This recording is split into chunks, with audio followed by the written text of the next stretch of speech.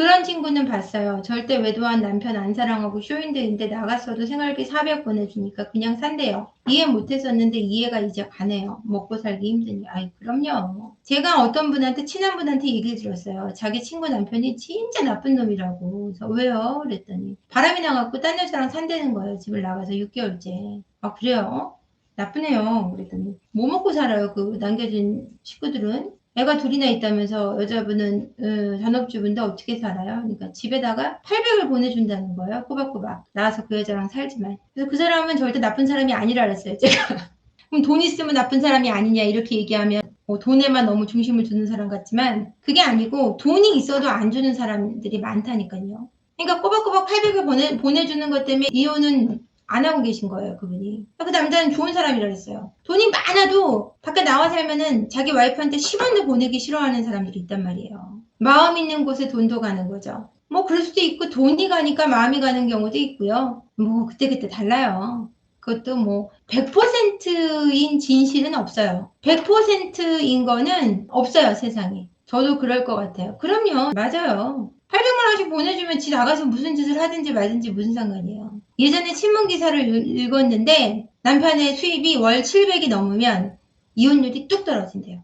이혼을 거의 안 한다는 거죠. 그러니까 돈이 그만큼 중요한 거예요. 여러분들이 만약에 돈 때문에 내가 나가서 일하는 상황은 지금 어려웠고 상황 자체가 물론 일을 시작하시길 전 권하지만 그게 얼마를 보내오든 간에 일을 하셔야 돼요. 그래야 그쪽에 신경이 쓰이는 걸 훨씬 덜 할 수 있거든요. 그러니까 일을 하시되 만약에 일을 하고 싶지 않고 상황이 지금 되지 않고 내가 준비하는 시간이 필요해서 이혼을 별로 안 하고 싶고 생활비를 잘 보내준다 그러면 이혼할까 말까 이렇게 하는 곳에서 괴로워하지 마시고 그래 이혼은 안 하려고 결정을 하고 내가 뭘 할까에 대한 고민에 빠지셔야 되겠죠. 그래서 여러분 집 나가신 남편분 두신 분들 만나줬으면 좋겠다 하시는 분들 내 남편은 절대 거기 갈 사람이 아니에요 하시는 분들 다 오시거든요. 그러니까 저한테 기회를 주시면 제가 한번 만나 뵙고 이게 정말 어떤 문제인지 한 번에 알 수 있다면 한 번에 그냥 한 번 만나는 걸로 제가 알려드리고 그게 아니면 저하고 뭐 상담을 하실 수도 있고 딴 곳에 상담을 가실 수도 있는 걸 제가 권해드릴 것 같아요. 그건 여러분들의 선택인데 일단 내 남편을 연락할 길이 없다. 누가 연락 한번 해줬으면 좋겠다. 이러시는 분들은 저한테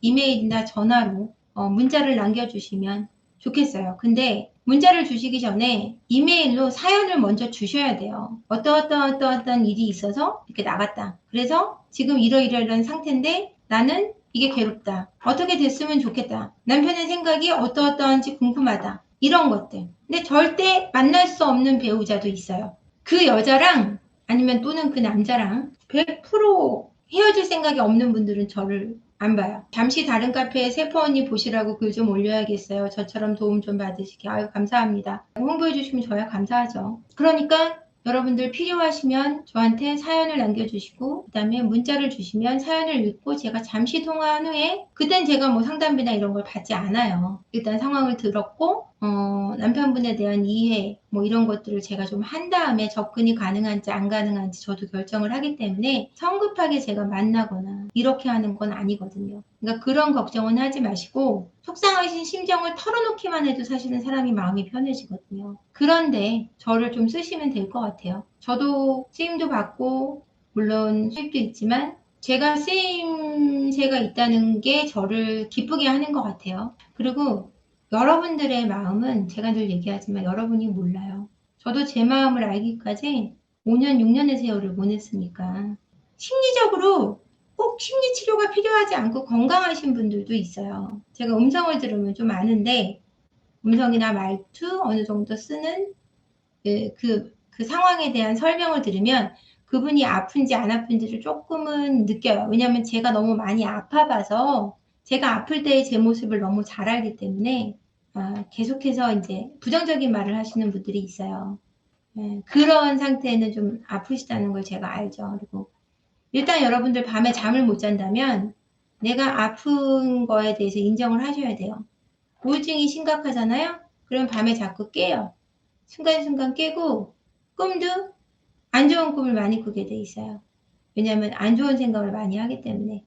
그러니까 여러분들이 여기서도 상담을 좀 해봐 주시고 글을 올려주시면 이게 좀 나아지시는 분도 있고 매번 똑같은 분도 있거든요. 매번 똑같을 때 제가 좀 걱정을 하죠. 왜냐면은 이게 매번 같은 말을 반복하고 있다는 건 그 생각에서 나오지 못한다는 얘기거든요. 근데 생각이라는 것이 감정을 만들고 느낌을 만든다. 감정을 만든다라고 말씀드렸잖아요. 생각이 감정으로 이어진다고. 그 생각을 그렇게 부정적인 쪽으로 하고 있을 때 감정이 계속 나빠지고 병이 들게 하고 그 병이 내 삶을 조금씩 갉아먹는 거거든요.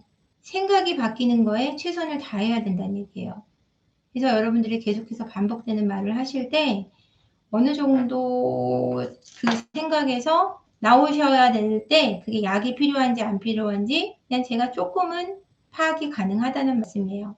이혼한 지 5개월 되었네요. 저도 지금 혼자서 중1 여, 고1 남 자녀를 키우고 있습니다.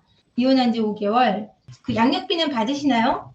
양육비는 잘 주고 계시나요, 남편분이? 아, 받고 있어요. 중1 여자, 고등학교 1학년 아이면 이혼한 지 5개월 되었으면 많이 싸우고 소송 이혼을 하셨나요? 아니면 협의 이혼을 하신 건가요?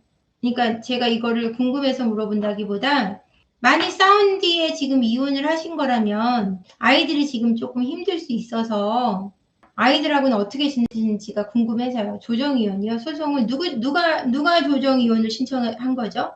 잘하셨네요.